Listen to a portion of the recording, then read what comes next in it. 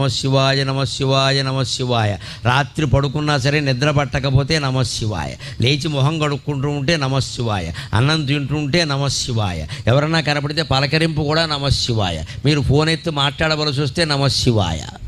ఇంత ఇదిగా భగవన్నామాన్ని మనం సొంతం చేసుకుంటే అన్ని రకాల పాపాలు కాదు, సకల కర్మలు నశించిపోతాయి. అన్ని కర్మఫలాలు పోయి జ్ఞానం పొంది మోక్షం పొందుతాం. ఎప్పుడూ ఆనందంగా ఉంటాం. భగవన్నామస్మరణ అంత గొప్పది. అలా చేస్తేనే శివుడు కాపాడుతాడు. గమనించండి. ఇలా ఊరికే దండం పెట్టేగానే ఏం కాపాడాను? అలా అయితే అందరినీ కాపాడాలిగా. మనం చెయ్యాలి, ప్రార్థన చేయాలి ఖచ్చితంగా. అది ఆర్తితో జరగాలి, కన్నీళ్లు రావాలి ఖచ్చితంగా. ఆ కన్నీళ్లతోనే భగవంతుడి పాదాలు గడగాలి.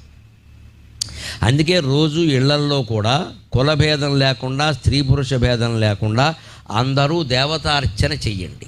బ్రాహ్మణులు చేసే దేవతార్చన వేరు. వారికి వంశపరంపరగా ఏదో వస్తుంది, వారి పద్ధతిలో వారు చేస్తారు. వారి బాధ్యతలు వారిని చేయనివ్వండి. వారిలాగా చేద్దామని